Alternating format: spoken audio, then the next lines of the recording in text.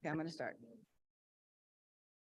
Hello, everybody. Thank you for being here. Today is Monday, April 17th, 2023. We are at a regular meeting of the Board of Trustees for Harlandale ISD. It is 6:15 and I am calling the meeting to order, and I apologize because I keep doing this every Monday. I will get it better next month, I promise. Number one is thought of the day and pledge of allegiance, and then I should have called the meeting to order. So my apologies. Next month, I will do it correctly. So bear with me, and yes, let's call the meeting to order 6:15, and we'll do the thought of the day and the pledge of allegiance. I promise next month, I will do it according to the agenda. So my apologies.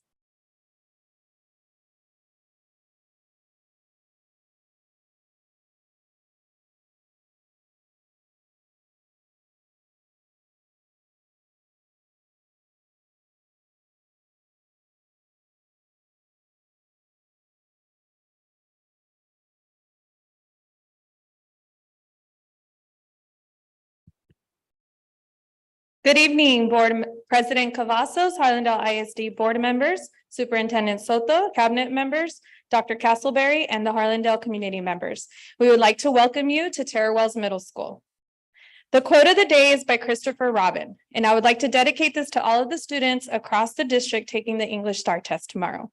You're braver than you believe, stronger than you seem, and smarter than you think.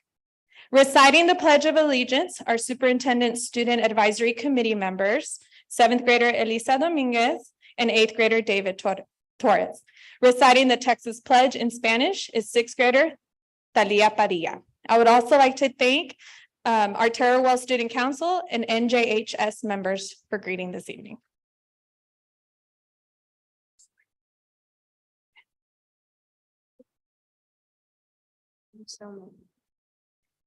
I pledge allegiance to the flag of the United States of America and to the republic for which it stands, one nation, under God, indivisible, with liberty and justice for all. Honra la bandera de Texas. Prometo lealtad a ti, Texas, un estado bajo Dios, único e indivisible.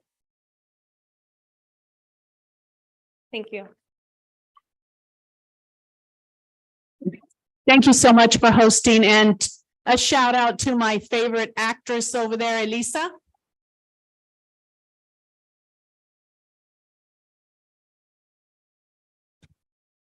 Okay, so moving on to a roll call of my colleagues present. We are going to use our electronic device for roll call. So can we open the vote, please?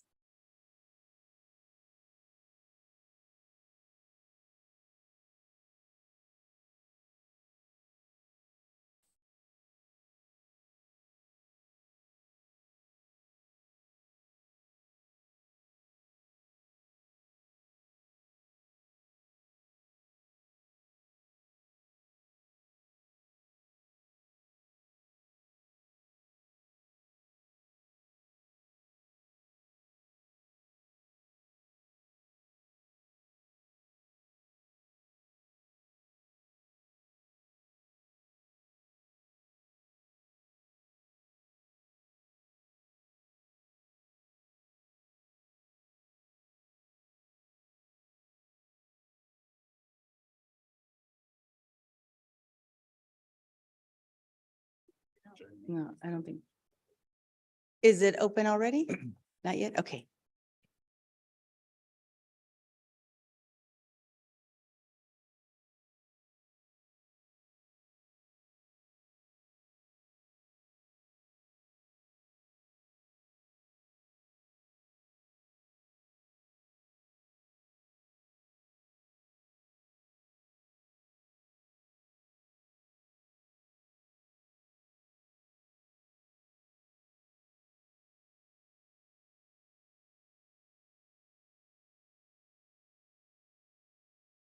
We appreciate your patience, folks. I just want to be consistent. We started doing this and I don't want to be one meeting yes, one meeting no, one meeting yes. I want to be consistent. So please bear with us.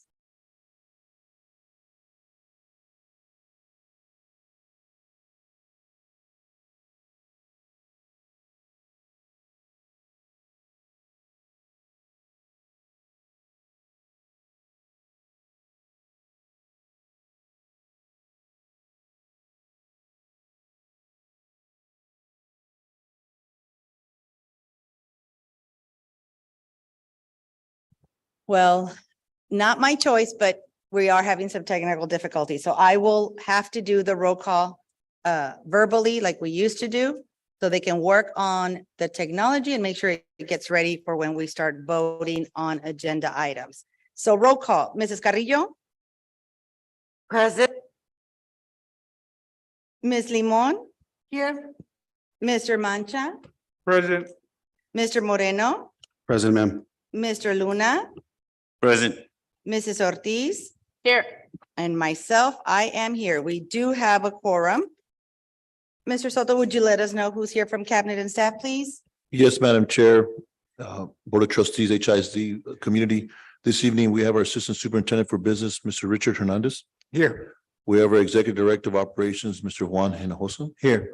We have our Assistant Superintendent for Curriculum and Instruction, Melissa Casey. Here. We have our Executive Director of Human Resources, Dr. Melinda Salinas. Here. And we have our Public Information Officer, Ms. Mariana Vieira. Here. Thank you, Mr. Soto. We also have Dr. Judy Castleberry with us tonight. Hi, Dr. Castleberry. Hello, thank you. Moving on to agenda item 3, public comment. We do have a few community members that have signed up. So we will start with Ms. Maricruz Martinez. Ms. Martinez.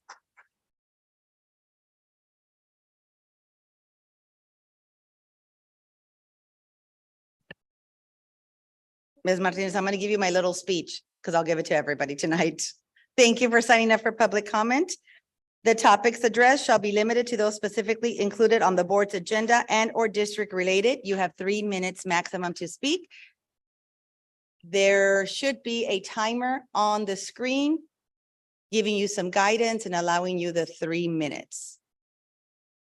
Let me know whenever you're ready, ma'am.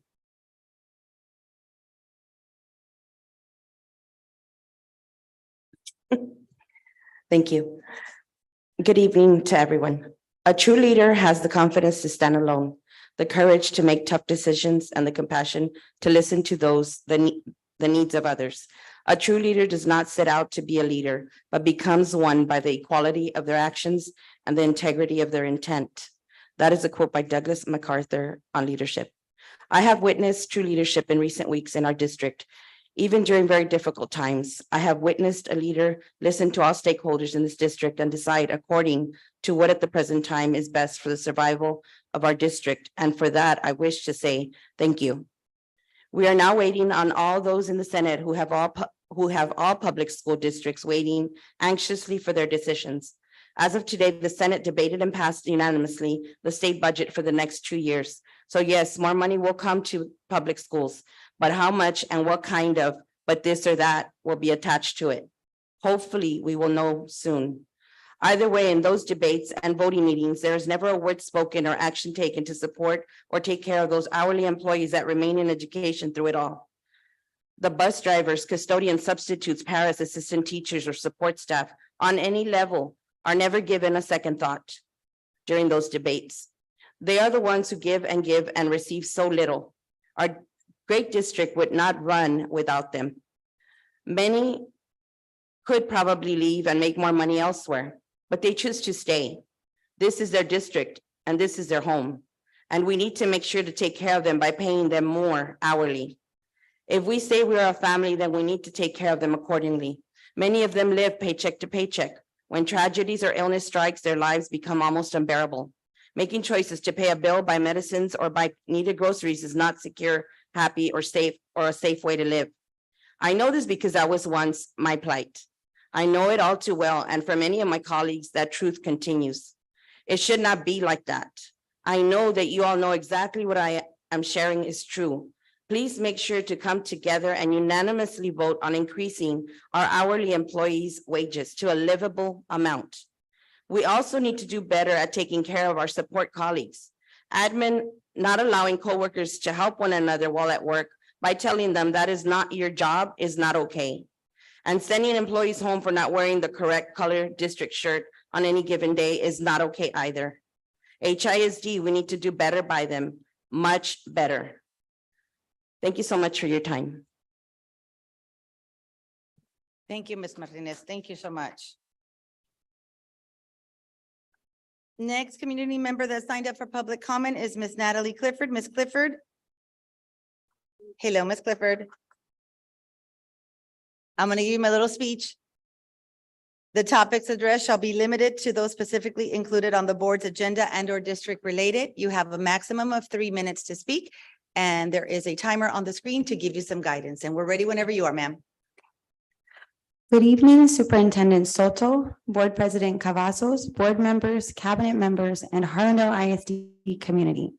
My name is Natalie Clifford, and I serve as the president of the Harlandale Education Association. I'm speaking tonight in proud solidarity alongside my hourly colleagues to ask for a pay raise for them. This includes custodians, cafeteria workers, bus drivers, mechanics, administrative assistants, PEMS clerks, paraprofessionals, and the list goes on. These workers provide essential labor and skills to ensure that the infrastructure of our school district can function on a daily basis. As we are all aware, we are very short-staffed in many of these departments. This has placed an extra burden on the employees who are here every day to help complete the necessary work with less people on staff to do so. For example, when a campus is short on custodians, they all pitch in to cover the areas for the vacant position on top of their own expected work in the same amount of hours. Paraprofessionals often cover classes when teachers are out if there aren't enough substitute teachers. Administrative assistants help each other with the daily functioning of the campus. And they do all of this for very little pay from their heart, which is not reflective of the valuable work that they do. With inflation and the ever-increasing cost of living, people flock to wherever they can make a living wage. Edgewood ISD recently boosted their starting hourly pay to $15 an hour. For most hourly employees in San Antonio ISD, their starting pay is $16. In our district, it's just above $13 to start. At the end of the day, people need to be able to pay their bills and survive and provide for their family. I understand that we are in a challenging time financially as a school district. And as has been mentioned, leadership has been strong in support of our community. But in order to be competitive, our school district needs to consider boosting the minimum pay to at least $15 an hour and grant a $1 pay raise across the board to all hourly employees, not on the midpoint. The midpoint ends up giving a higher raise to newer employees, while the more longstanding employees don't get much of a raise at all, which is not equitable. In conclusion, as educators, we all know that it isn't enough for us to simply talk about positive change. We must live out our values through action and show up for each other to be role models for our students. I want our students to know that not only do we learn about the words democracy and equality in school, but that we work to make those words a reality in our society and in the lives of people in our communities. All work has dignity and deserves to be compensated accordingly. Thank you all for your time, leadership, and consideration in supporting our community in this way. And thank you to my union family for using your voices for change.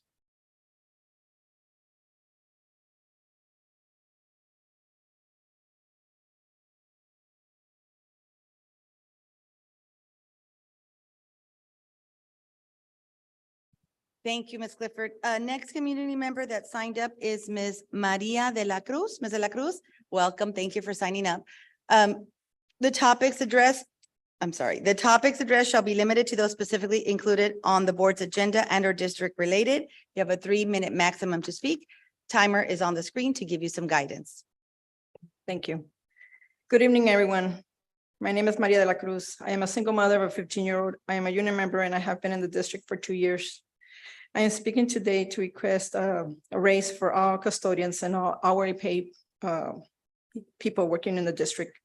We want the minimum pay to match the other districts so we won't continue to lose employees to other districts. Right now, we are taking advantage of working overtime because, as we all know, the school closures. So it's we're doing overtime to help us compensate for the high cost of living and the gas and food. We know that overtime will soon stop, like I said, due to the empty vacancies. They will be filled soon. And we already kind of got used to seeing a good amount of money entering our bank accounts. With that extra money that we do with overtime, we can buy our kids clothes, do extra things with the family, like taking them to the movies, taking a little trip, and paying our bills on time. Another reason we want to pay raise is because we're like we all know we're all understaffed. We're working and cleaning 2 or more areas other than our areas. The same repetition of moving is also causing physical pain to our knees, hands, shoulders, and some are even complaining about back pain. We are always working nonstop, and it takes a toll on our bodies. And by the end of the day, we are tired, exhausted, and our feet hurt. In conclusion, it's frustrating that the minimum pay is not sufficient for all we do. Please take into consideration our future needs.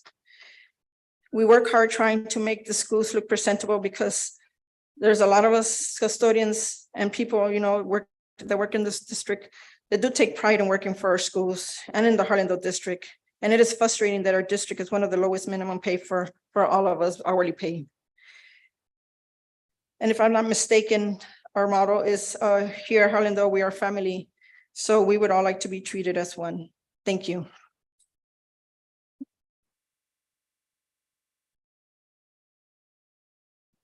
Thank you, Ms. De La Cruz, for signing up for public comment. Next community member is Ms. Yvonne Estrada Gutierrez. Hello, ma'am. The topics addressed shall be limited to those specifically included on the board's agenda and or district related. You have a 3-minute maximum to speak, and the timer is on the screen for you to use as a guide. Let us know whenever you're ready, ma'am. Good evening. My name is Ivana Estrada Gutierrez, and I'm speaking on behalf of the custodians at Stonewall Flanders. The custodians at Stonewall are very hardworking and dedicated individuals. They're always willing to go above and beyond their duties to help the teachers and administrators whenever asked. I have never been told no, but rather, let me see what I can do, and it gets done.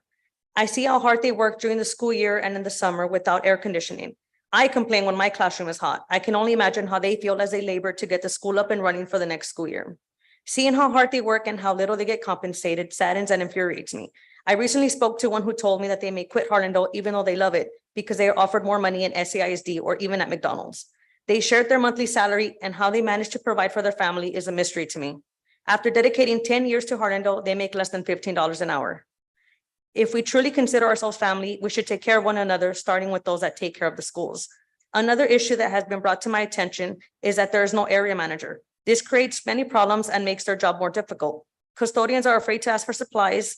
They have been scolded for asking for items and for being a burden or completely ignored when they do ask for items. With little compensation for all their hard work, how can Harlandale expect to remain competitive and claim to take care of its family? It's no wonder why people are running away from the district at full speed. Thank you.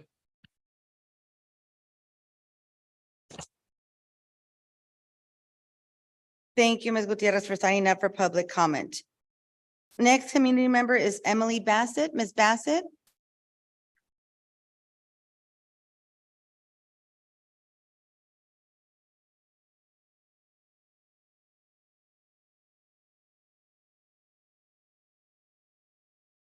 Hello, good afternoon. The friendly reminder, the topics addressed shall be limited to those specifically included on the board's agenda and or district related.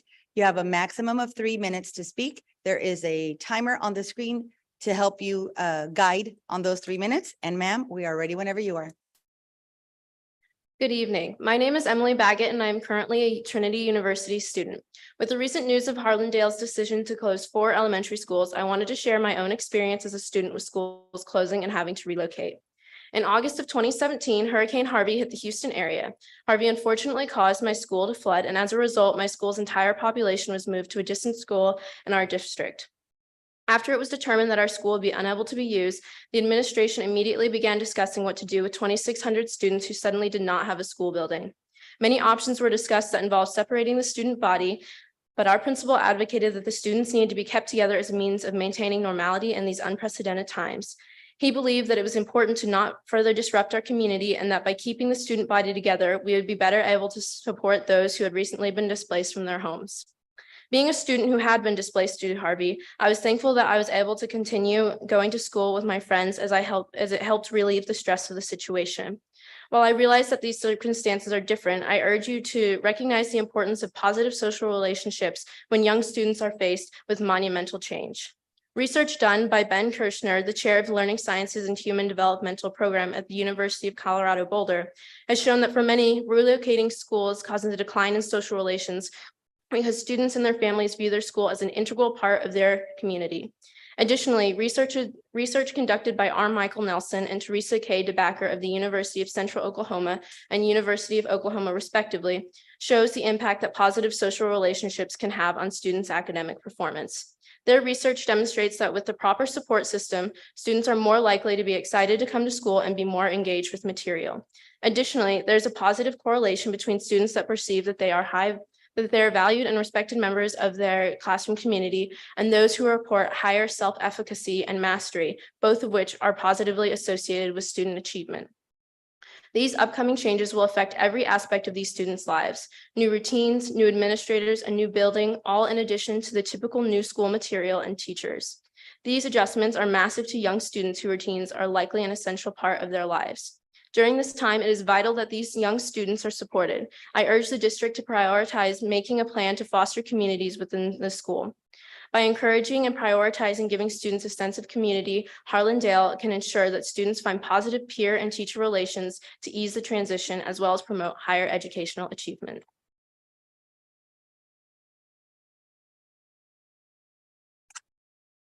Thank you, Ms. Baggett, for signing up for public comment. Next community member is Ariana Castillo. Ms. Castillo.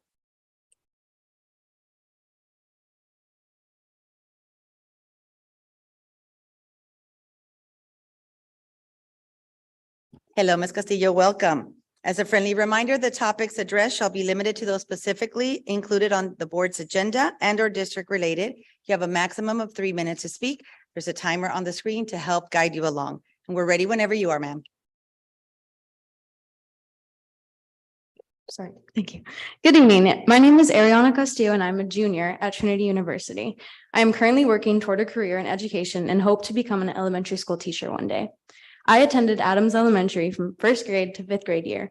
And during this time, I remember going to Frontier Bowl games with my family and participating in many cultural arts parades. But I also remember finishing my classwork early, and instead of being pushed to do more through extra activities or practices, I graded my peers' worksheets.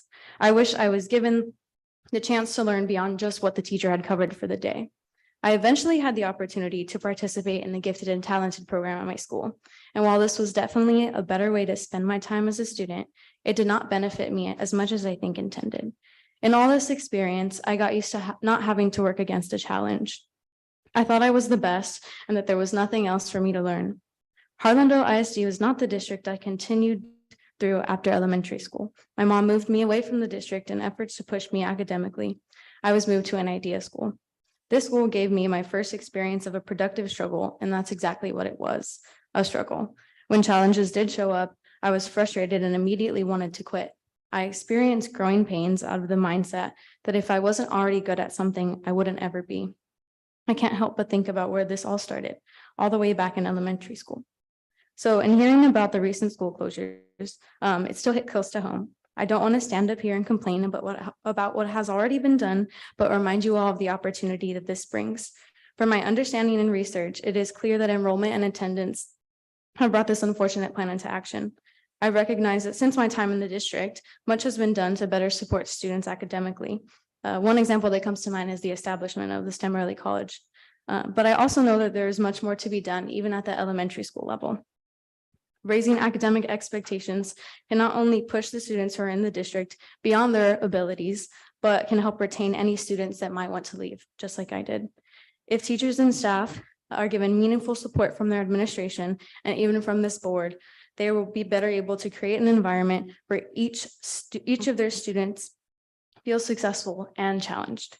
I don't regret the move to IDEA because it pushed me to where I am now, but this district is my community, and I want the best for Harlandale.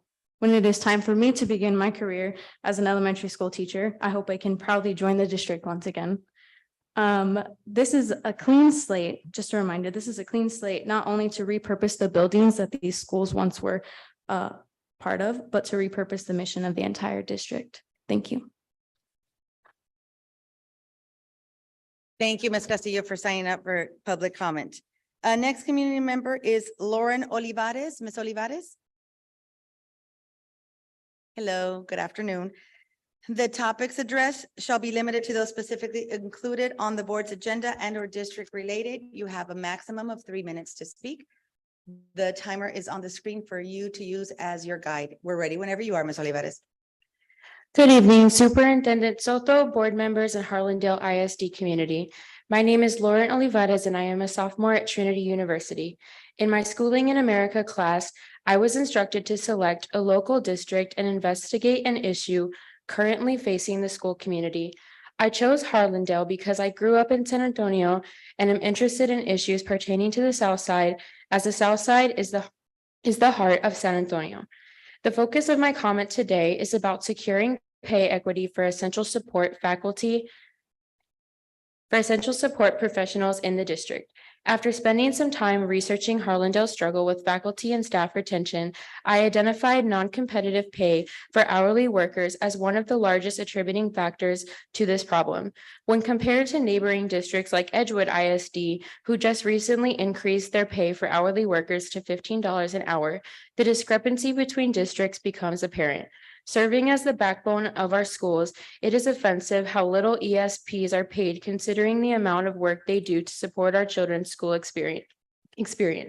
I am speaking tonight to urge the board to address the pay inequities that have resulted in a shortage of hourly workers in the district and have placed great strain on those who have stayed.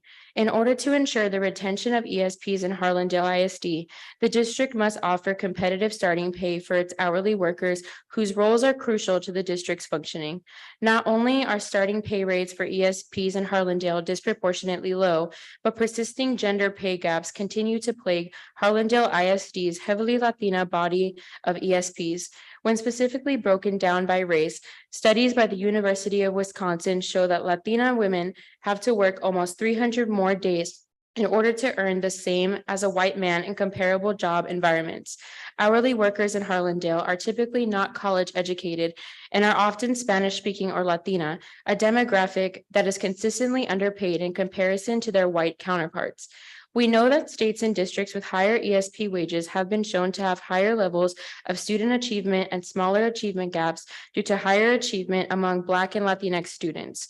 Therefore, the district must implement higher starting pay and an overall pay raise for the hourly workers in the Southside community who work tirelessly to create positive educational experiences for thousands of San Antonio students. Thank you for your time. Thank you, Ms. Olivares, for signing up for public comment. Our next community member and last community member who signed up is Ms. Risa Hughes. Ms. Hughes?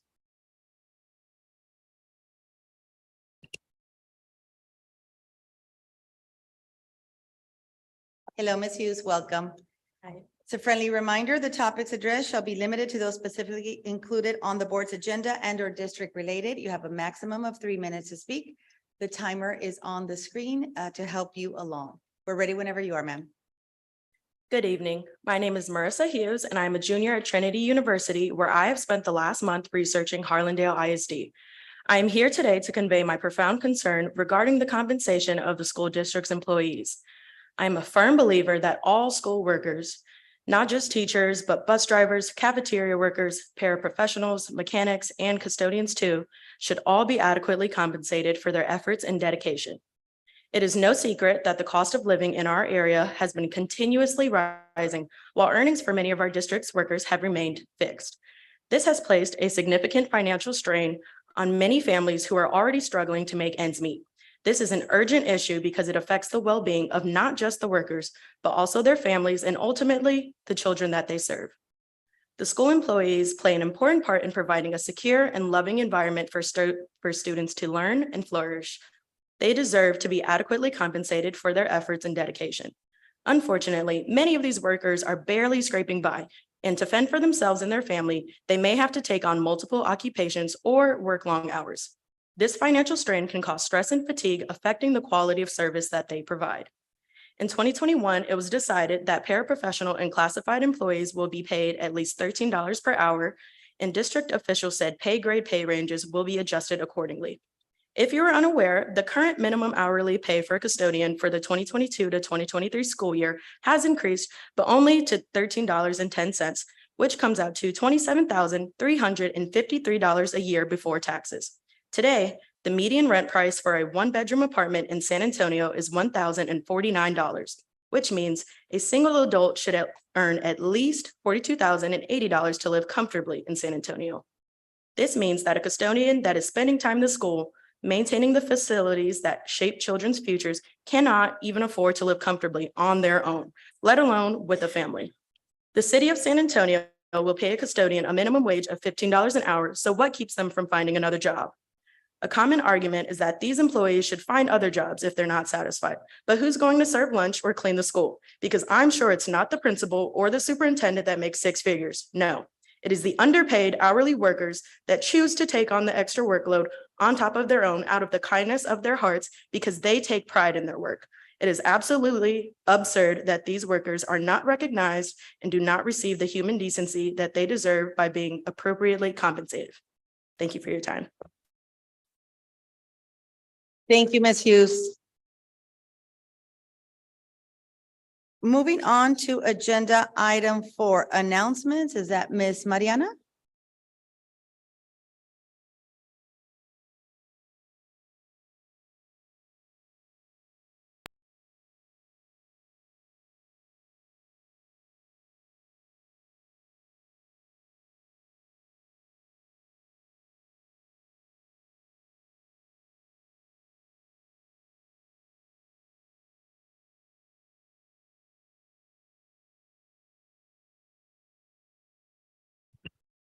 Good evening.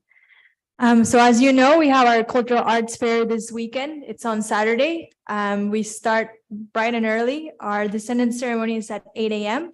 But we ask our board members to arrive at Mission Marquee by 7 a.m. 7:15 is when the shuttle will be picking you up there at Mission Marquee and taking you to Mission San Jose.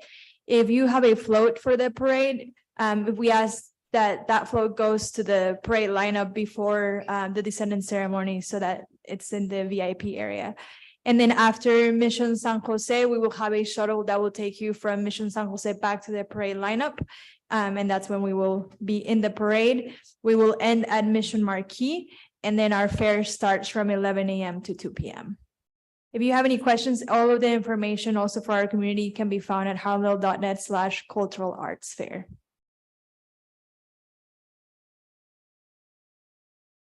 And this is the ADA for the past month.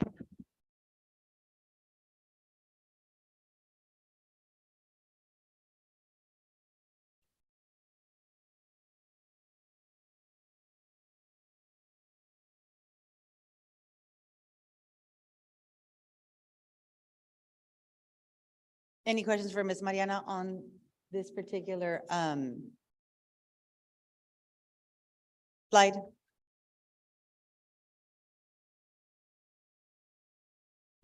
Thank you, Ms. Mariana. And then just our important dates. Again, our cultural arts fair is this weekend, Saturday, April 22nd. Our Teacher Appreciation Week is May 1st through May 5th. That's coming really soon. Our Teacher of the Year banquet will be May 9th at the Boggess Center at 5 p.m.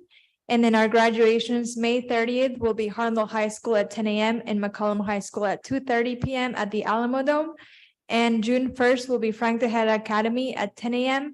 and STEM Early College High School at 2:30 p.m. at St. Mary's University. We will send you all of the details about what time you have to get there and everything. Any questions? I don't think so, but if we do, we'll email you. Oh, Mr. Luna, go ahead. Yeah, I just wanna, I know a lot of the staff just left and community people, but it behooves me or not to take time to thank the staff and thank the parents, and especially tomorrow, a lot of kids are gonna take the STAR test. So we need to put that in our minds that to give them our best and wish them well. Because I've been in their shoes before. I was here for many years. So I wanted to talk about that, but I also want to talk about the importance of them to keep abreast of what's going on in the district.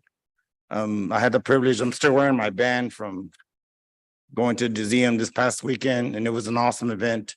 I would just wish more parents, more community members had participated, because those things overall, I was telling Ms. Casey and her CNI, the staff and the teachers that those events and those activities are very doable. They're very doable for our district. But once again, like I told Mr. Soto, we need to be attractive to people who want to implement those things in our district and to be innovative in the sense to provide those materials and those activities as much as possible. And I just want to give a shout out to those people that participated and give a shout out to all our staff that are going to be getting ready for the STAR test. And once again, that's how we get evaluated through the state. So it's a very high stakes testing going on. So thank you so much for all y'all do. I was in your shoes once and now I'm up here. So thank you so much. Thank you, Mr. Luna. Any questions or comments for Ms. Mariana before she steps away from the podium? No? Thank you, Ms. Mariana. Moving on to agenda item 5, information and reports. 5A, the board will be presented with a health insurance update. Dr. Salinas? Yes, thank you so much, Ms. Cavazos and board members. Tonight we have Ms. Beverly Jackson. She's going to be presenting on our first quarterly report, our update for our benefits and health insurance.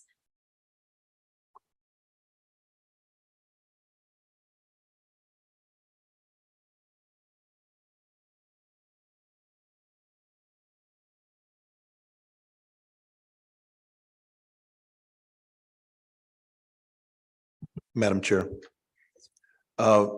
Dr. Salinas, as you mentioned, it's a quarter because the insurance just started in January. This has not been the whole entire year, right? That is correct. And we did the survey in March. Our next one will be in June and we'll bring quarterly reports to the board after each survey. Yes, sir. Good evening. I am here to present the first of 3 surveys for this benefit year to all employees. The objective was to identify areas for improvement from the standpoint of the employee or the member of the medical insurance plan. We had 371 total respondents on the survey, and 337 of those were from employees that are on the medical plan. 23.7% of respondents reported utilizing the plan more than 5 times since January, while 76.3% reported utilizing the plan less than 5 times from January to March.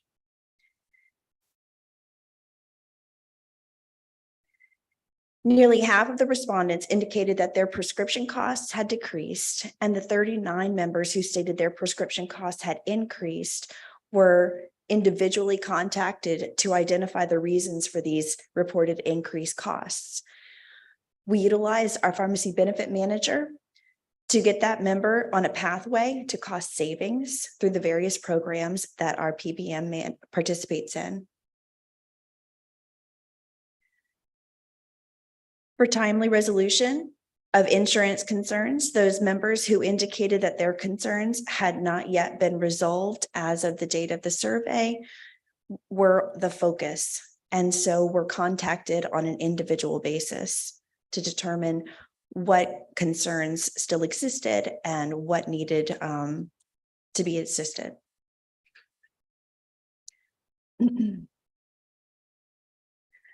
Opportunities for improvement on provider availability and provider acceptance of the insurance plan are continuously being addressed by 90 Degree Benefits, our third-party administrator, and Healthcare Highway Sync network. The network is now updated daily to display the most current information to members seeking a physician.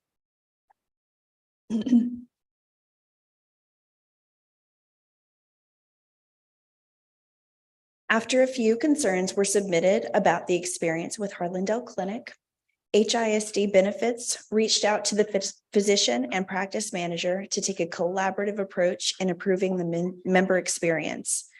This will be a continuous partnership to ensure that HISD employees utilizing this Tier 1 provider receive the best care. In response to what employees liked most about the medical insurance, a vast number just didn't respond to this option. And it was somewhat even across the rest of the board as far as out-of-pocket expenses, coverage and support, prescription benefits. Some recognized improvement opportunities as the result of this survey included the provider availability on Healthcare Highway Sync Network.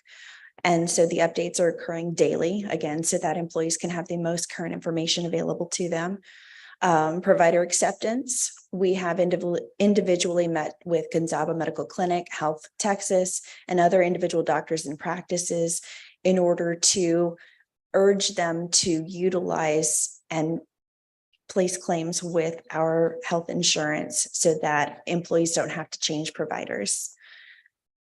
So some of these efforts are ongoing, but some have been very successful.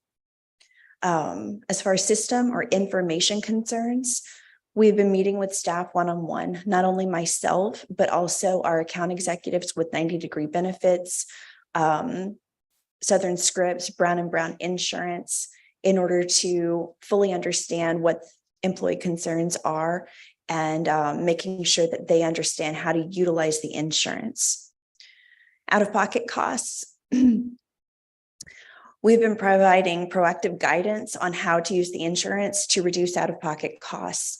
Some of the opportunities identified in this survey were that employees just didn't know how to use it, how to optimize it. And so a lot of education has gone out, especially utilizing tier 1 providers, because that results in cost savings to not only the employee for nothing out of pocket to receive medical care, but also to the district. Pharmacy, we have specifically identified individuals who were having concerns or issues with their prescriptions. Some might include prior authorizations that they may have had in place last year. And so we are working with individuals to try and resolve these issues with their prescriptions so that no one has to go without their meds. I would like to share a few employee quotes clipped directly from the responses. The first one states, "I am concerned that people will not give 90 Degrees a chance. I think more opportunities to have employees learn how to work with this insurance is needed. They really are true to their word, and employees don't have to change their doctors. As long as their doctor will accept payment from 90 Degrees, there isn't a problem. Have to be on the plan.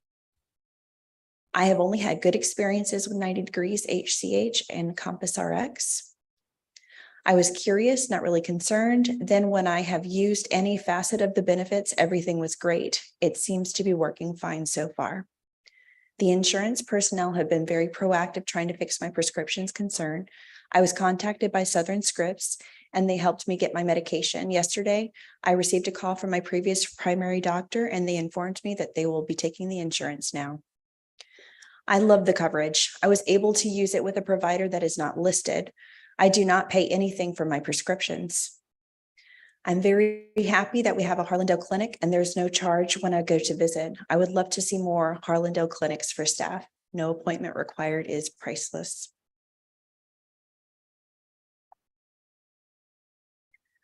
Our next survey will be conducted in June, and I look forward to presenting those results at the July 17th board meeting. Thank you. Do you have any questions? I do, but do my colleagues have any that they want to go first? Go ahead, Mr. Luna. Yeah, I just want, this is coverage across the board for the district employees, or is it just, auxiliary, or is it professional, or both, or any employee? It's qualifies? every employee who enrolled in the Harlandale Medical Plan. My backup question was, I know with my own medical needs, the co-pays and how are they compared to the previous insurance is that we had, the deductibles and things like that. We haven't received the packets yet, have we, from the insurance committee or group on the details? So That was last October, November, Okay, but the deductibles, you can speak to the difference in the deductibles. Sure. The co-pays for a primary care visit is $15, $50 for a specialist, urgent care, $400 for an emergency room copay. Labs and imaging that are conducted in-house, like in a provider's office, cost the member nothing out of pocket. The annual deductible for an individual is $500.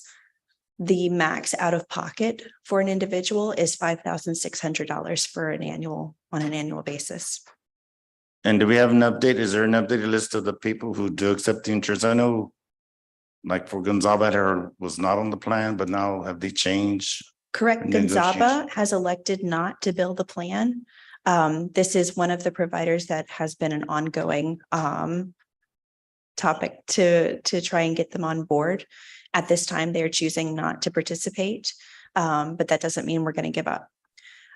There is a list of providers and there is a hyperlink on the benefits site at harlandale.net to go straight to finding or locating a provider that's on the HCH Sync network. All right, thank you so much for. Thank you. Any other questions for Ms. Jackson? I do. I'm done. I just wanted to make sure I wasn't interrupting. One of the numbers on one of the slides, first of all, I'd like to see the slides. Are we going to get a hard copy or something?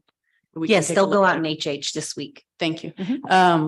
One of the first slides, it says that 95 individuals had responded that still had concerns out of, I want to say it was 137. I can't remember the exact number. It was but 337.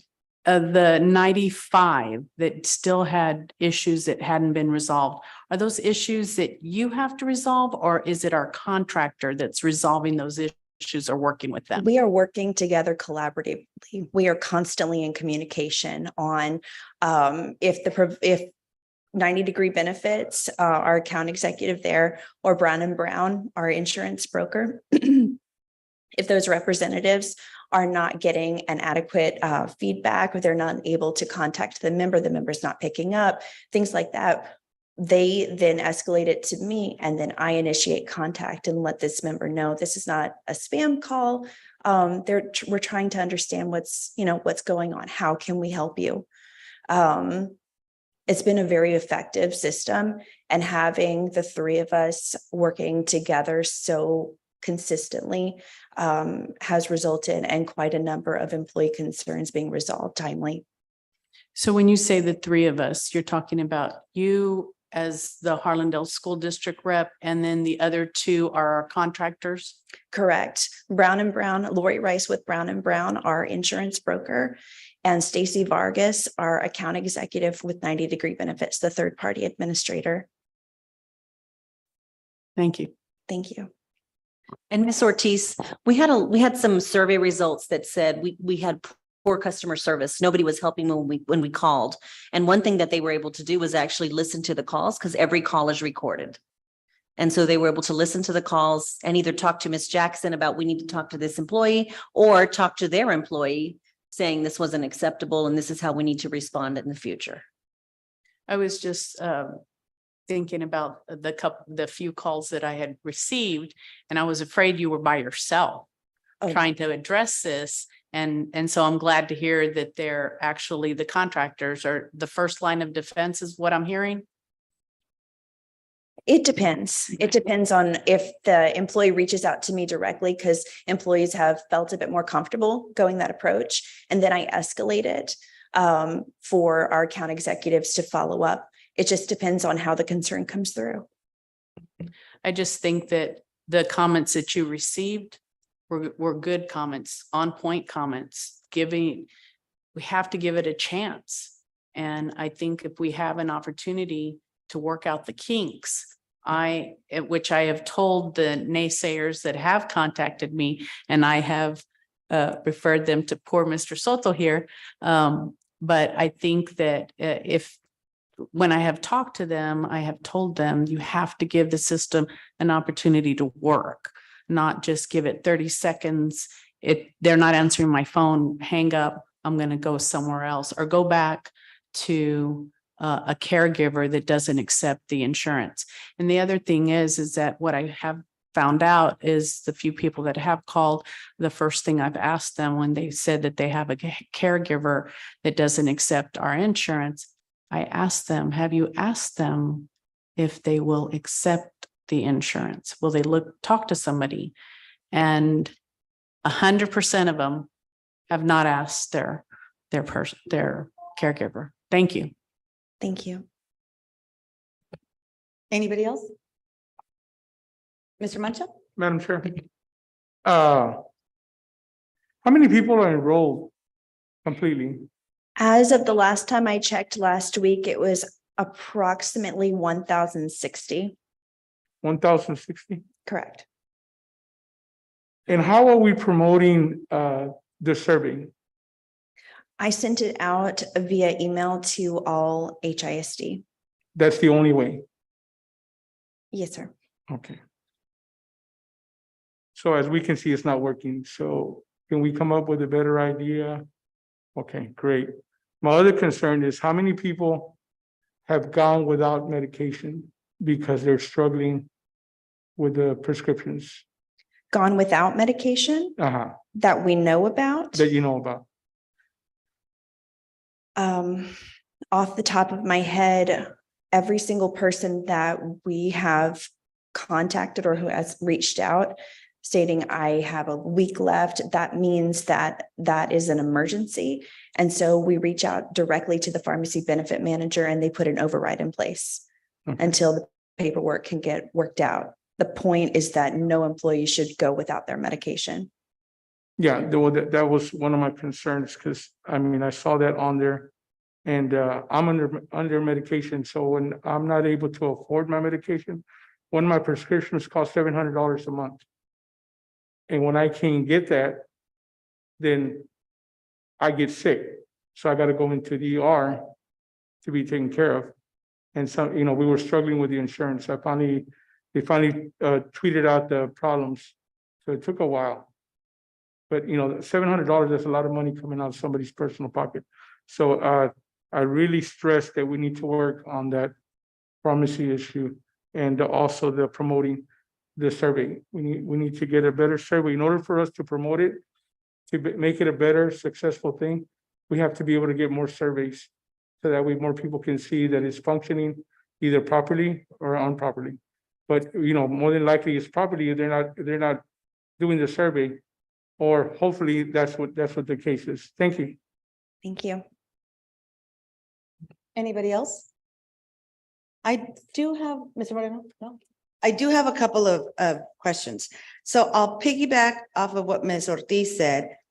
And you may know it, you may not know it. Those 95 that are taking a little bit longer than should to resolve, is it because of a lack of communication between the medical provider and the claims office? Is it that they're needing additional medical records in order to determine a positive outcome? Is there a pattern as to why sometimes it's taking longer than usual? That is something that we looked at. Is there a pattern? There's been no discernible pattern because it varies wildly. Every employee's health concerns are different. Every provider's credentialing office is different. Excuse me. Some of the things that were recognized simply came down to the electronic medical records don't talk to each other. So there's a delay in transmittals of the medical information or continuity of care. That has been a big thing. And so once it's recognized, we're able to jump on that and expedite it. Like I said earlier, it's been a really collaborative effort. And so understanding on an individual basis, what is going on here? Let's try and get to the root cause, because no one should have to wait weeks or months to receive medical care, especially if they have a pre-existing condition, something that needs maintenance. And there shouldn't be a disruption from one provider to another. So that is an effort that's been constant in order to try and make sure that employees receive the care that they require. Thank you, Ms. Jackson. And then on the same topic, I know that we saw those quotes, the direct quotes from employees. The not so good direct quotes, is there a pattern? Do you see a pattern? When an employee is complaining about the healthcare, is a complaint that their physician is not accepting the insurance? Is it the customer service? Is there a pattern with that, with the not so good quotes? The most discernible pattern, and yes, there is one, is that my provider doesn't take this insurance. It's that my provider is not listed. I don't know where to go. So we're able to take this information and send out more information, send out re-education. I have a lot of information posted on the Harlandale benefits site. But it's a case-by-case basis. What kind of provider do you need? So that way we're able to reach out to the providers, billing offices, the credentialing offices specifically, and initiate the contracting process. Thank you, Ms. Jackson. And from what I gather from listening to the questions of my colleagues and your explanation and Dr. Salinas, we're all getting educated on this. The providers, obviously your department, our employees and staff, and this is new to us. So there are going to be some kinks. I appreciate the patience coming from our staff and as we progress along this, but it is very, very new. It's only a few months. So not saying I want to see the same issues, you know, a year after we've started this, but as long as we continue to educate all of us, you know, 90 Degrees, Brown and Brown, the providers, certainly our staff and ourselves, I think we will be able to smooth out those kinks a lot sooner than we even expected to. So thank you for that. Anybody else? Nope. Let's see. Okay, thank you. Thank you.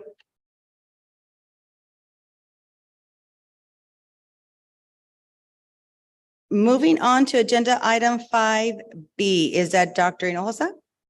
Yes, Madam Chair. This evening, our Harlandale ISD's Chief of Police, Chief Fernandez, will present the safety audit for March. I just let him make the long walk up.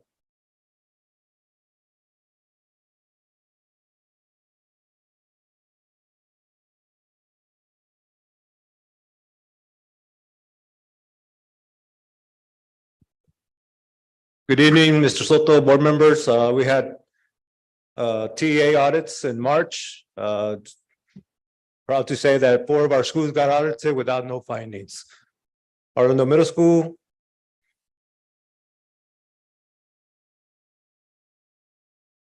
Sorry.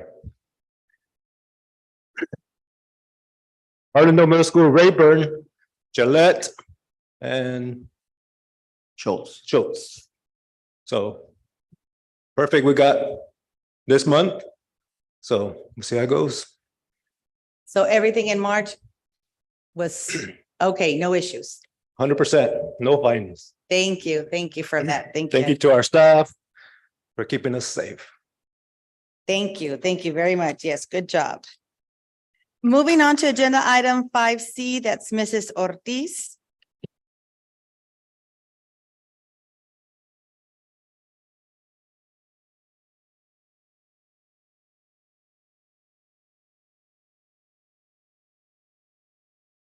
Good afternoon, everyone. Every month we present the time use tracker specific to Lone Star governance goals. We have a framework and we have student outcome minutes for every meeting, and we track time invested during public authorized meeting of student outcome goals. And we also track other topic minutes. So on the board work session on March the 8th, 2023, we had 0 outcome minutes under visions and goals for student outcome minutes, 0 for progress and accountability, 0 for advocacy and engagement. We had 0 total minutes. Other topics, we had 191 minutes spent on any time spent on an activity that does not meet the conditions listed above. So we had 0% student outcome minutes, and that was the board work session dated March the 8th.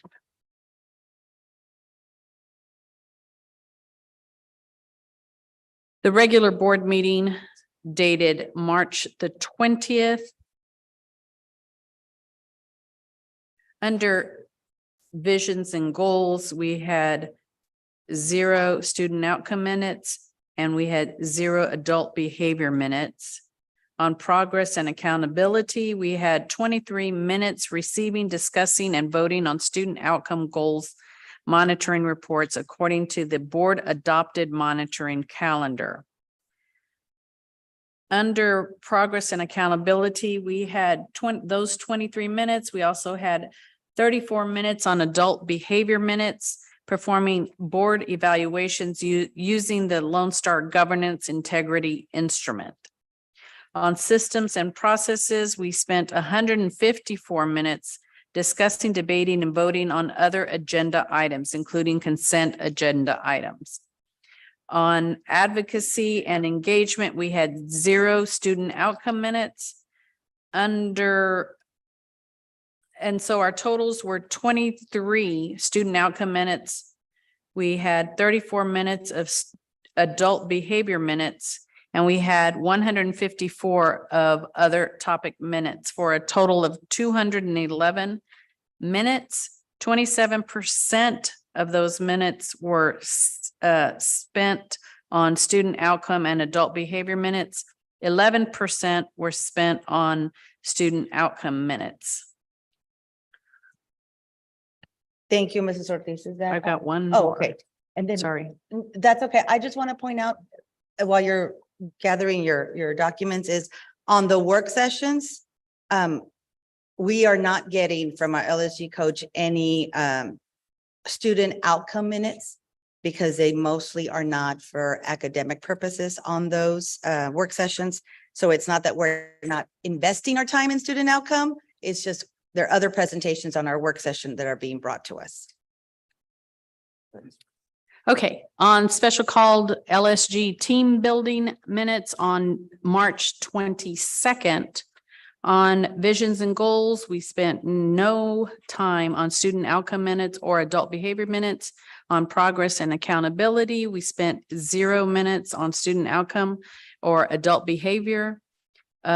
Systems and processes, minutes discussing, debating, and voting on other agenda items, including consent agenda items, was 169 total minutes. Of the minutes that we spent, we only spent 21 minutes on student outcome minutes, 0 on adult behavior minutes, and 169 on other topic minutes, concluding that 11% was spent on student outcome and adult behavior minutes.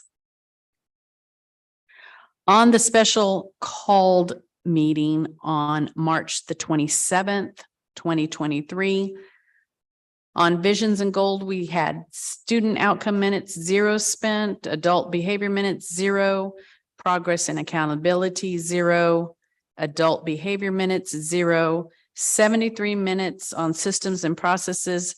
That were minutes discussing, debating, and voting on other agenda items, including consent agenda items, and 60 minutes spent on any time spent on an activity that does not meet the conditions listed above.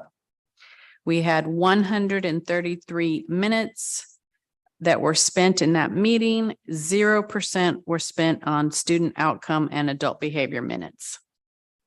That is the report on each of the 4 meetings that were conducted in March 2023. That were 4 sessions. Thank you. Madam Chair, Yes, Mr. Moda. I know I had, asked Mr. Soto in regards to the time use tracker, the framework being different. And so I'm going to reserve those questions for our coach tomorrow to kind of get a better idea on how we've gone from the March 8th meeting to the other time trackers that we have listed. just to get a better idea of what's going on, because it wasn't shared with us that the framework would be changed or altered. Thank you, Mr. Moreno. Anybody else? Okay, moving on to agenda item 6. That's consent items. Madam Chair, before we move on. Oh, I'm sorry. As far as, I know it's the participants manual that we're going by on Lone Star governance. I just want to say that I really miss not recognizing students during our school board meetings. Last month, I missed a child who was recognized by the board, but he was recognized because he was an outstanding academic athlete. And I didn't make it by 5:45. And I didn't get an opportunity. And I know his parents, and he said, they said, why weren't you there? And I said, I didn't make it here after work, but he was a student academic athlete, and we didn't recognize him during a regular school board meeting. I missed the opportunities to see parents and students. Look at the audience right now. This room was full when all the students were here with their parents at 5:45 getting recognized. It would have been it's wonderful when every single board member is here. I know time doesn't allow all of us to get here by 5:45, but it's wonderful at 6:15 when we see 100% of us here.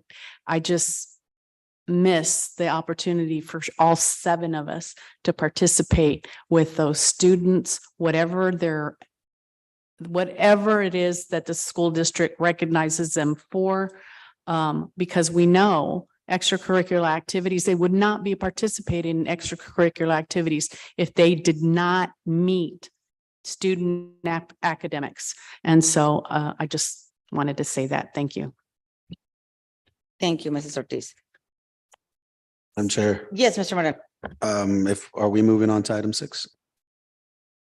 If I may, ma'am, I'd like to move to approve items A through L as listed. I'll second. Thank you, Mr. Moreno, for your motion and Mrs. Carrillo for the second. So I'm going to move for the vote. We're going to use our electronic devices. Okay. No, that's fine.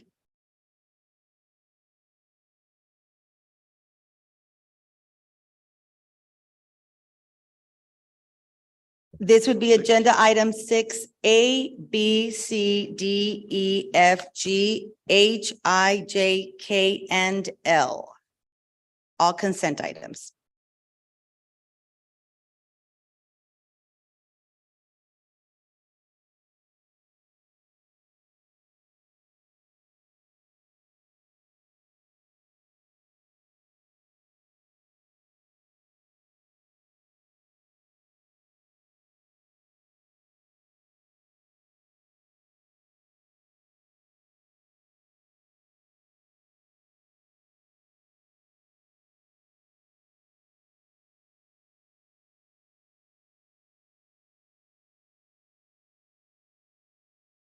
Okay, so the vote is now open.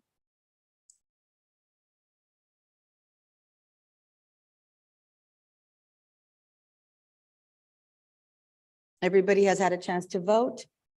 So can we close now the voting, please?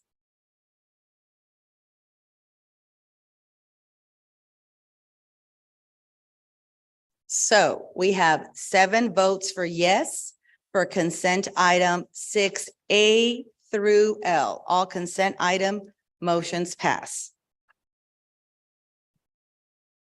Moving on to agenda item 7. 7A, I'm sorry. Mr. Soto? Yes, Madam Chair, Board of Trustees, at this time, Ms. Diane Wagner will be presenting.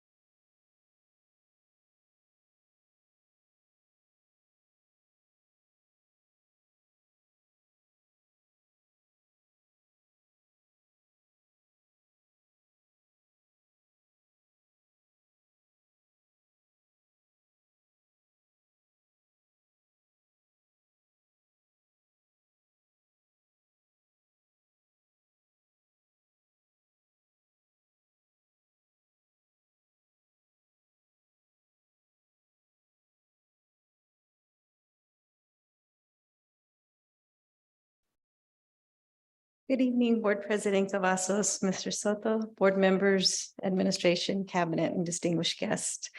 My name is Diana Wagner, and I have the wonderful job of working as our district early childhood coordinator.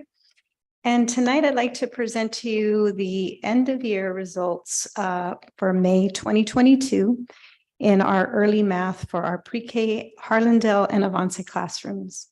This is a Lone Star governance goal that we revisited in December and approved the updated goals. And then I will talk about, don't know why it says 111, it's say 123. The pre-K enrollment, which is ongoing currently.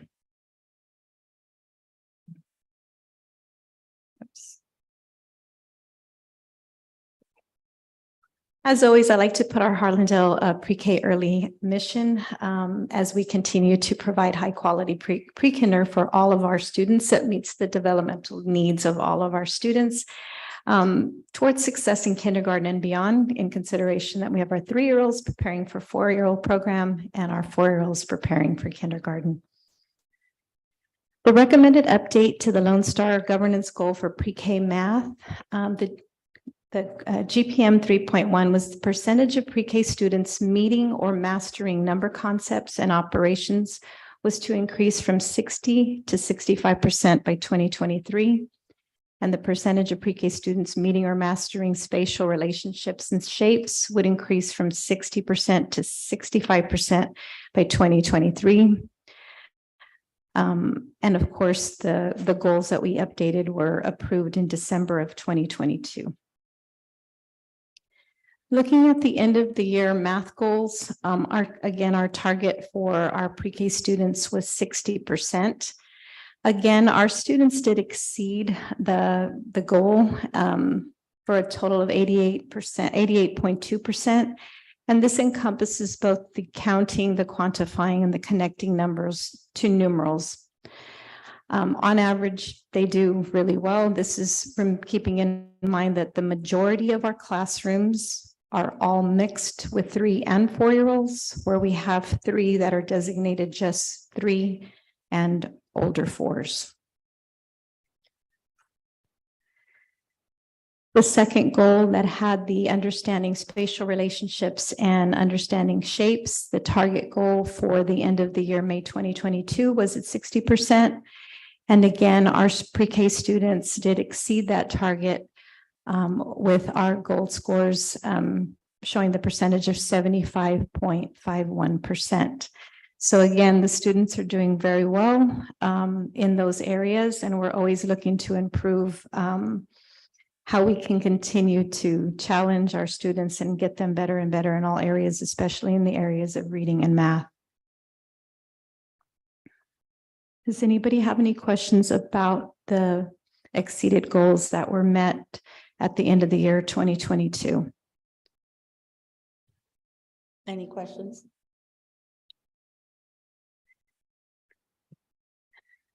You finished, Ms. Wagner, with your presentation? Not yet, Okay, just I'll with wait. those slides.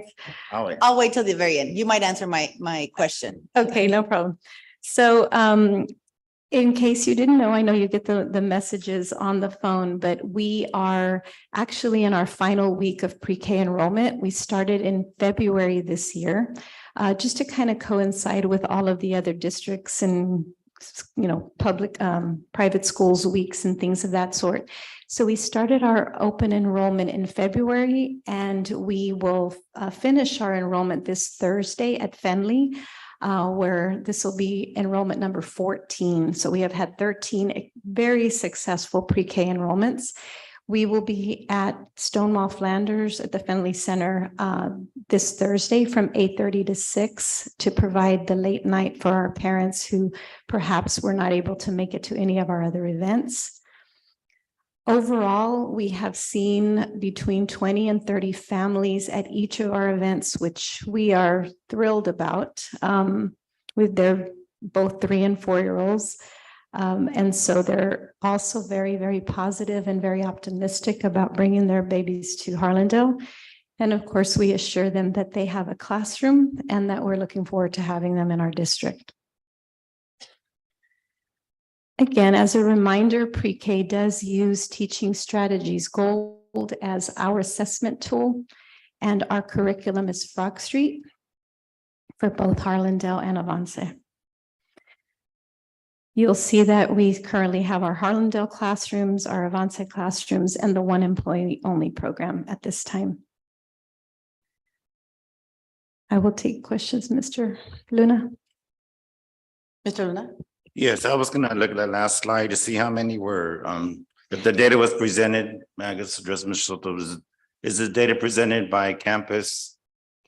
And I'm trying to get at is like, are the AHSD only campuses and the employee only campuses, are they doing the same, better or worse than the Avance Harlandale campuses? So the data is a culmination of all the students. So it's not presented just for Avance or just for Harlandale. Our students, we get the data for them all. Our employee only classroom is definitely included in that data as well. And overall, if we have any teachers that are struggling with a particular concept, we try to intervene prior to the end of checkpoints, so that when we do take the data, we'll have better data to offer. So overall, the students, do really well, keeping in mind our Harlandale classrooms have two, all of our classrooms have a certified teacher and another, either an assistant or another certified teacher. All of our Avance classrooms have 2 certified teachers in the classroom. Yeah, the point I'm getting to, I could look at it positive, negatively, but the positive part is I'm seeing is the collaboration within these 2 entities, I think should be beneficial to our students in the end because they're gaining so much more knowledge. The collaboration between Avance and our, absolutely. I think the partnership has continued to be very strong. We have a great partnership with Avance, and we work very, very well together on everything. And that's once again, going back to our theme, moving together, forward together and showing the positive things that are going on in Harlandale. Thank you so much for your work. Absolutely. Anybody else questions for Ms. Wagner? I have a couple of questions. Pre-K for SA, are we competing with them for students? Ms. Ortiz, I guess the short answer would be no, that we have a collaborative partnership with Pre-K for SA. And what we do is any of our students that are over income, when they do come to registration, we actually make a phone call to Pre-K to SA to let them know that we have a student in our Harlandale district that wants to come to Pre-K, but they're not meeting the guidelines that would allow them to register in our district. And so they can register at any of the Pre-K for SAs around San Antonio for the 4-year-old program. And then right around February, March, when they're getting ready to come back to kindergarten, we bring them back, we take them to the school of their choice. They have buses that they bring. So we work collaboratively with them for those families that do not meet the income or other guidelines that would allow them to come to our Pre-K for the 3- and 4-year-old program. I have one more question, but Mr. Soto. So when it was mentioned that we have our final registration, how about ongoing registration or summer registration? Do we not do that? And perhaps let me clarify, our final on-site open registration where we meet as a district and have a designated place for them to come, but we register every day. Parents can walk into the Fenley Center. They can walk into any of our campuses, which they do. They can walk into Vestal and say, I want to register my Pre-K, and the PEAMS clerks will register them on site. So we have ongoing registration, including on through the summer up until the day I'm here, and then Avance is here through the summer. And so anybody that comes in, it's a continued ongoing registration. The on-site registrations, when I mentioned our final, was where we are at a designated location with PEAMS and Avance, and everyone is there to just kind of answer questions and have it like a one-stop shop.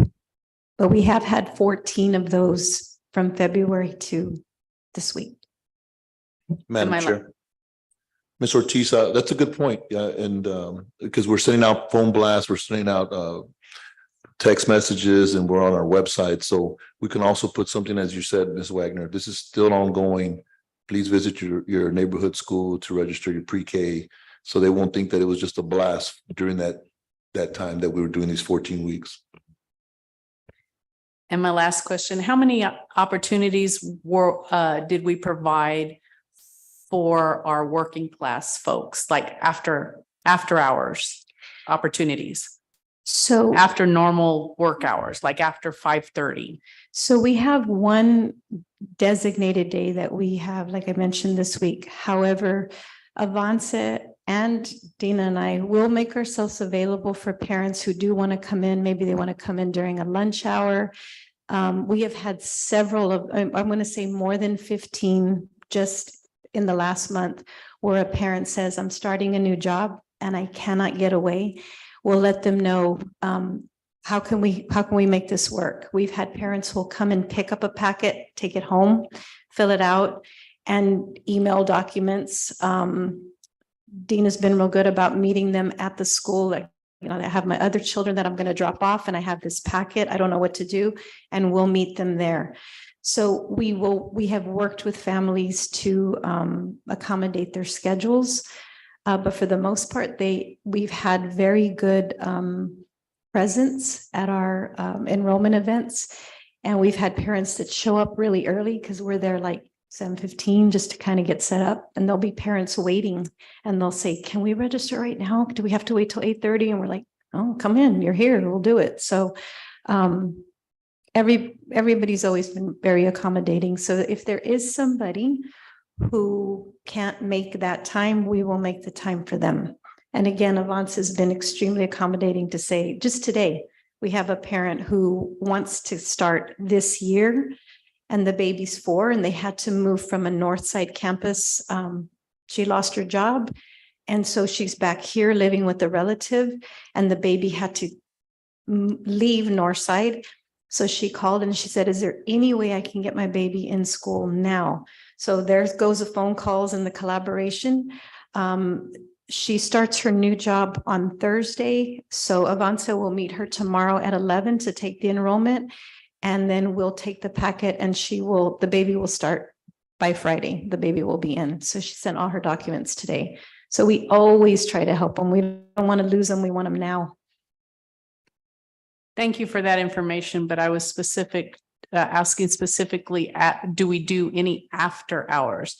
5:30? Is there like once a month that we provide an opportunity? And if not, is there somewhere they can see it like by appointment?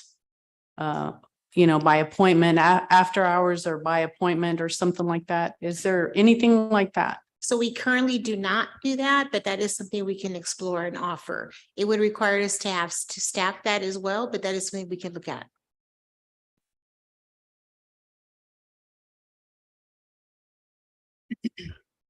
And Ms. Ortiz, we could maybe have it on the, Ms. Mariana is always real good about updating our website, the communications team, and we could put something out letting them know that even though we had a late night registration, that maybe we will be available by appointment only. I mean, we'll do whatever we need to do. Yes, Ms. Cavazos. Yes. I'm a little confused about the updated goal. Okay. That's for 2023, according to the slide. And I'm wondering, why are we not looking at 2023 data? So the data for our pre-K teachers, they have 3 checkpoints throughout the year. They'll collect data for their BOI, MOI, and EOI end of year. So right now, their checkpoint is still open. Their window closes on May 19th. They'll finalize, and then the data will not be available till the end of May. So we don't have the end of year for 2023 yet. Is that what you're asking me, ma'am? So we don't have MOI data for this year. Yes, ma'am, we do. So why are we not seeing that? The governance goal asks us to present the end of year data for the previous year. I mean, that data is available. I can certainly pull that up. I present the end of year data for the previous year. Right. The last time that Ms. Wagner presented and we updated the goal, we were asked to present that data. So that data has previously been presented the last time she presented, the middle of the year data. So you're hearing it again. I've already presented it once. The middle of the year data has been presented, and so then she opted to do the end of the year.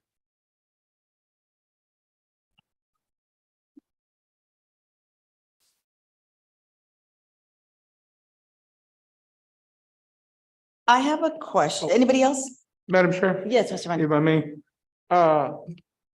as I went to all the town hall meetings, one of the biggest complaints that I was hearing is they're talking about not being able to put kids in school, and we kept trying to register our 3 and 4-year-olds. And they kept telling us, we're gonna put you on a waiting list, we're gonna put you on a waiting list. And even one of my nephews, actually, 5 of my family members got put on a waiting list and they never got called the whole year. For this school, This past year. So. And I even called Mr. Soto when it first happened, and then I received a call back and told, go to Morrow. And then Morrow said they didn't have no room to put him on a waiting list, when I was already told that there wasn't a waiting list. And then my nephew ended up not taking him to Brooks. So anytime a child is put on a wait list, for example, is like our bilingual classrooms are completely at capacity. We have several families that are waiting for an opening, but we have a limited number of bilingual classrooms.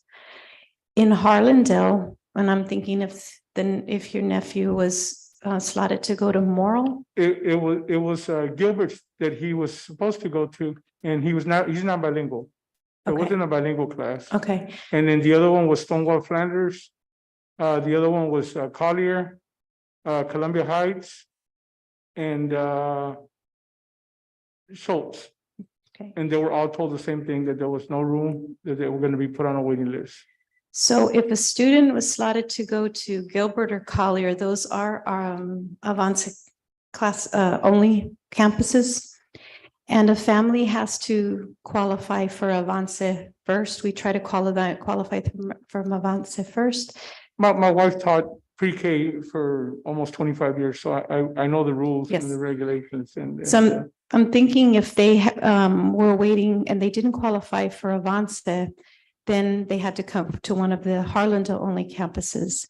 I know for a fact that Morrill was and still is at complete capacity. They have 22 students in each of those classrooms and none of them have left, which is a good thing.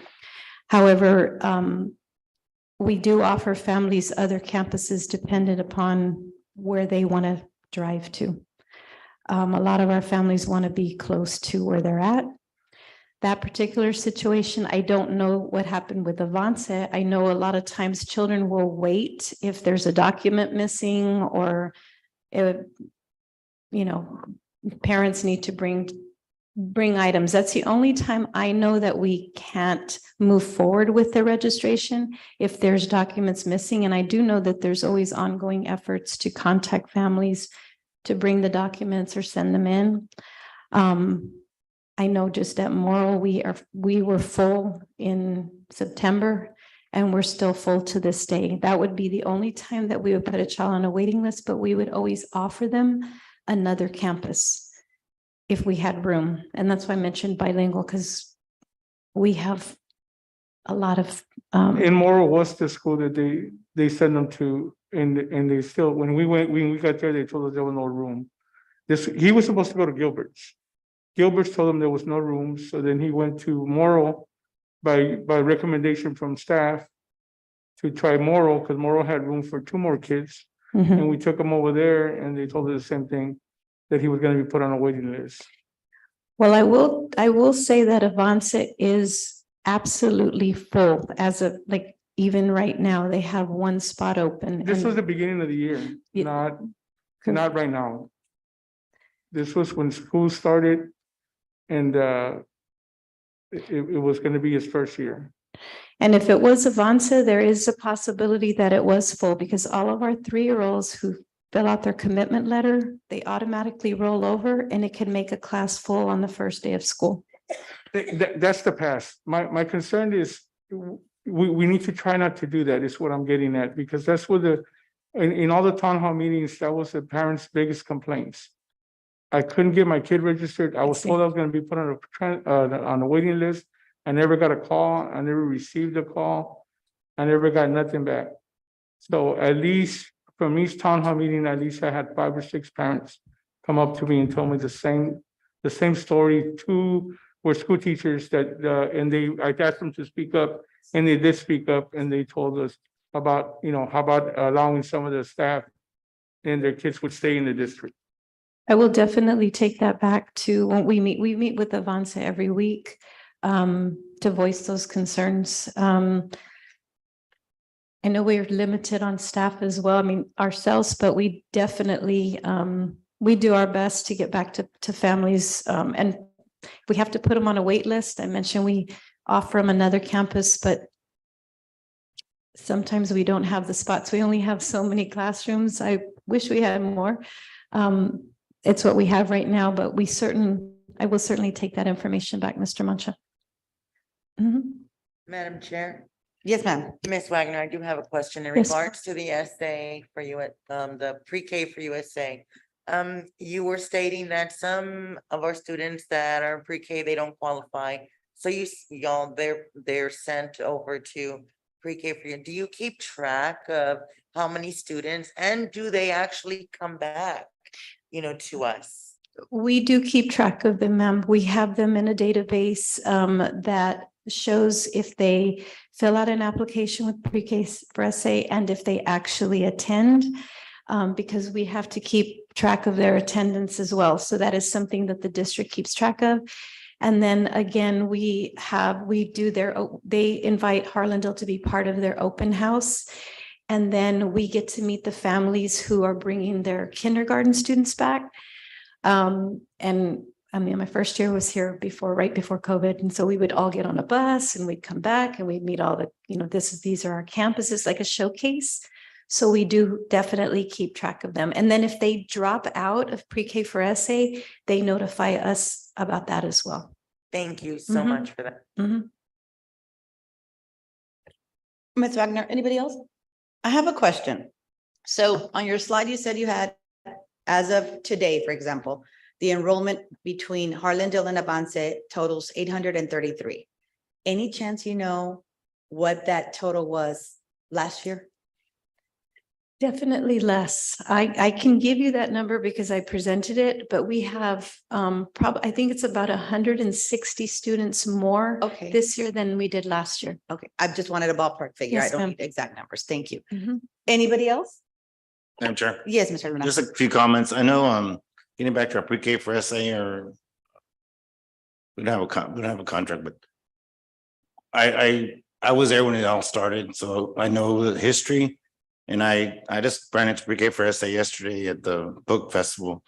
And I jokingly or tell them we're the granddaddies to pre-K for SA because the mayor would come meet at our campus and the city would come.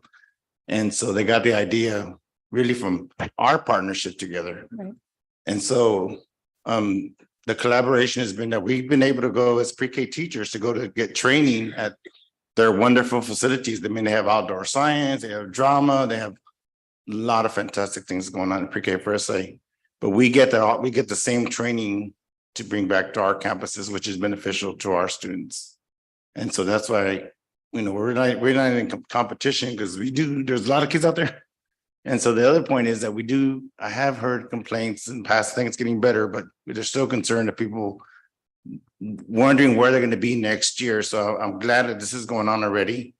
So, but once we get the information, then we have to kind of predict and that makes me wonder if we can have to open more classes with our combination of elementaries and combination of staff. So I know it's a sort of question, but I know it's going to be something you're gonna have to work out with. So once again, thanks for all your work. Yes, sir. Pre-K for SA does still do our staff developments and they're partners, so we can call them and ask them to come over anytime. I like to recommend Pre-K for SA because then we can keep track of them. If they don't qualify for us and they go somewhere else, then we don't know where they're at. So that's why we always say, have you heard about Pre-K for SA? Once we know that they're over income. So. Anything? All right, Madam Chair. I don't know if there's any other questions. or- You have a question? No, I actually just wanted to clarify before I make a motion. Give me 1 second. I know this goes without saying because you all do an excellent job. But as a friendly reminder, I would want or appreciate that the communication at the campus level, as far as you can register your children to be part of the Harlandale family throughout the year, every week, every month, throughout a whole school calendar year. I would really appreciate that the campus and their staff is aware that that's what you all expect. I know it goes without saying, but as a friendly reminder, I just don't want there to be ever, no, you have to wait until we open it up for registration.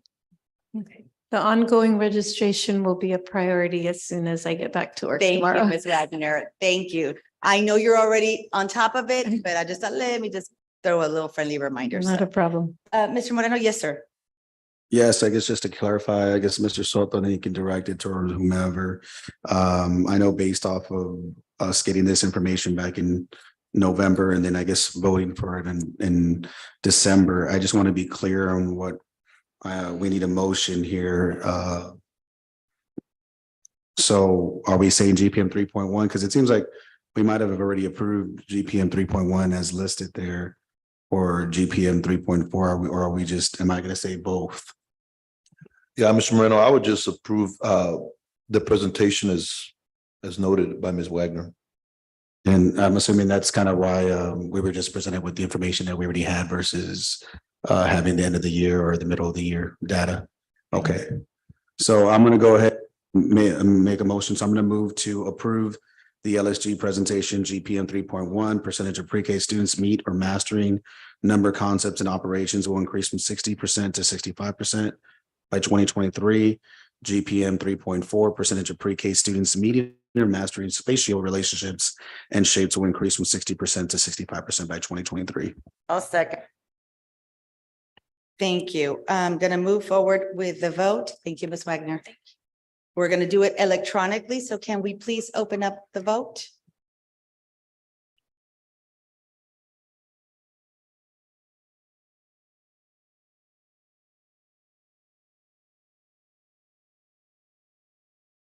Is it number 3?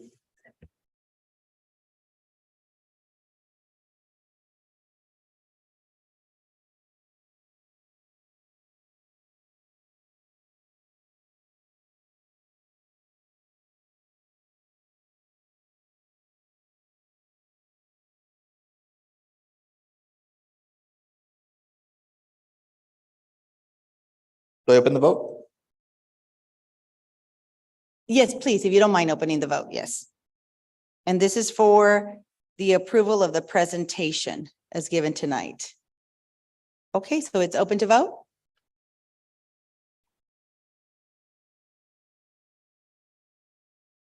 Okay, everybody seems to have voted. Can you please close the vote now?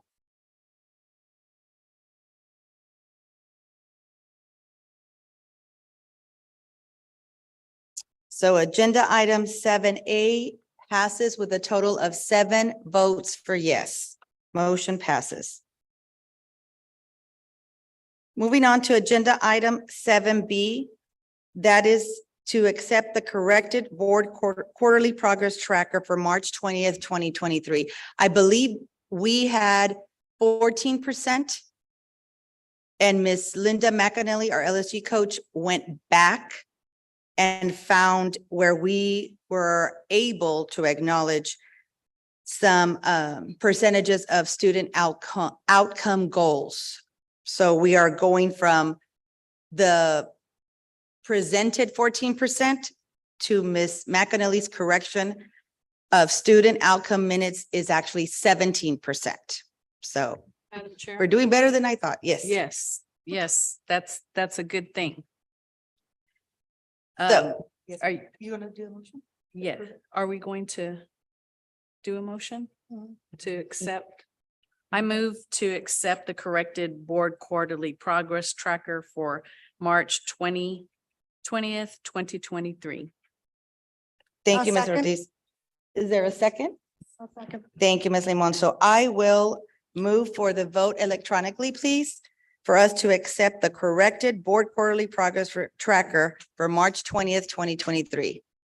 We had it at 14% for student outcome minutes, but it is now 17%.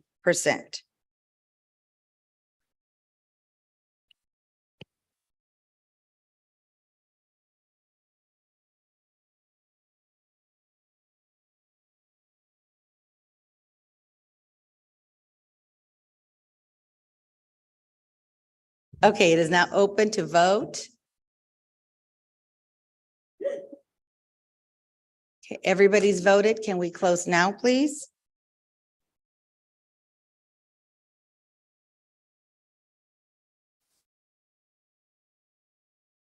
Perfect. So agenda item 7B, motion passes with a total of 7 yes. Moving on to agenda item 8, convene in closed session as authorized by the Texas Government Code. Is there a motion to convene in closed session? Madam Chair, Yes, ma'am. I move to convene closed session as authorized by Texas Government Code, Chapter 551, Section 551.071 through 551.084. Thank you, Ms. Limon. I will second your motion. And we are going to do the electronic voting to convene in closed session. If you could please open up that vote.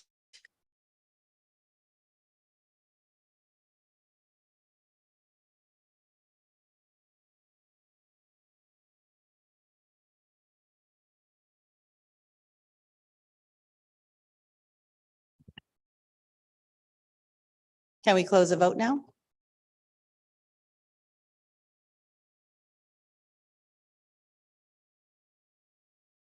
Thank you. So vote is 7 yes to convene in closed session.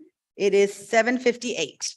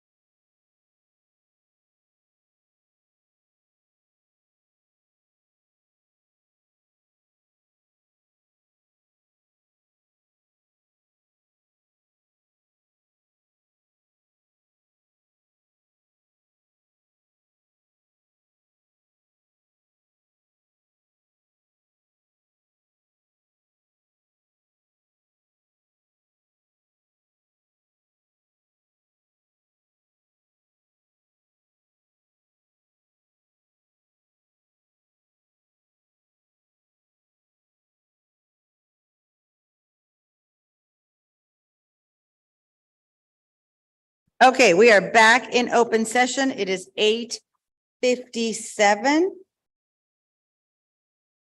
Madam Chair, Yes, Mr. Moreno, give me I 1 guess- second. Let me just flip through it, just so I can Sure. be on the same.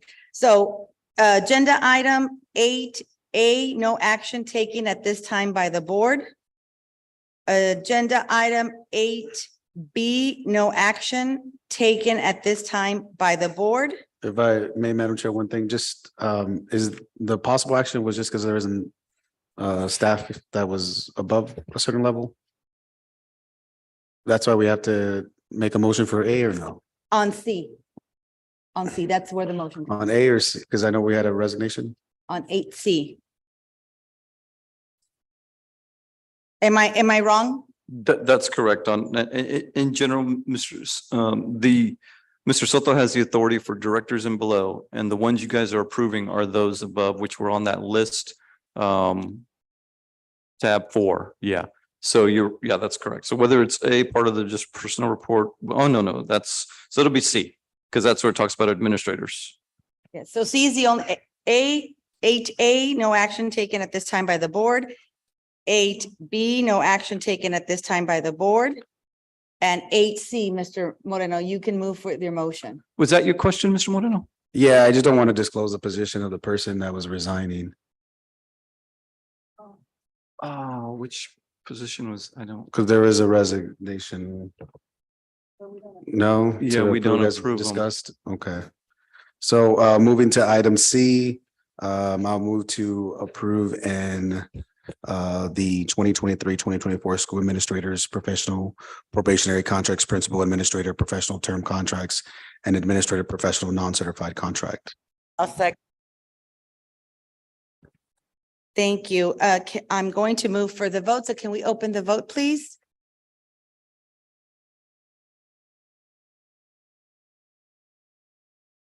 Okay, vote is open. Thank you. Can we close the vote now, please?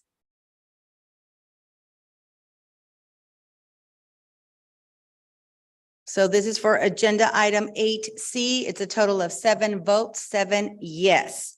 Agenda item 8C passes. Agenda item 8D, no action taken at this time.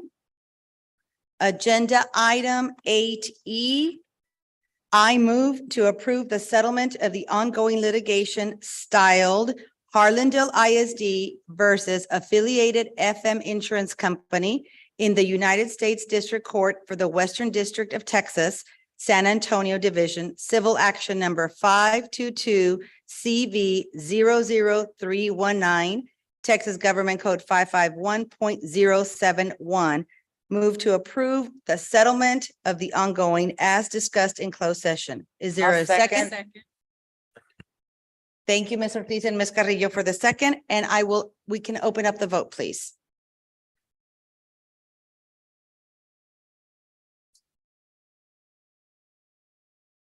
Vote is now open.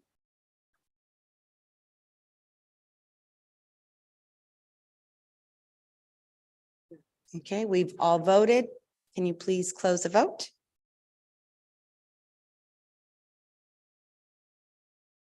Okay, a total of 7 yes for agenda item 8E.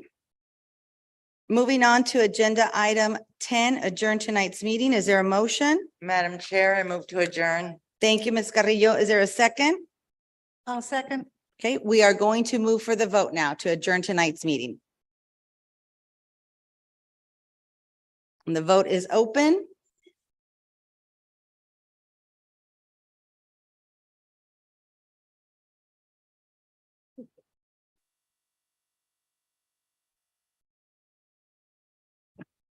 Okay, seems everybody voted. Can we close the voting, please?